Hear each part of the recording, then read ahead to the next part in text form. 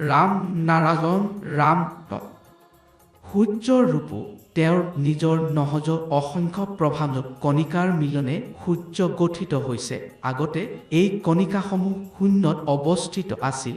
দুধ মঠিলে যিদৰে মাখন ওলাই আহে, ঠিক সেইদৰে গতিৰ আলোড়ন দ্বাৰা বিশ্বৰ মহাশূন্যত বিস্তৃত কণিকাৰ পৰা মাখন ওলাই আহে।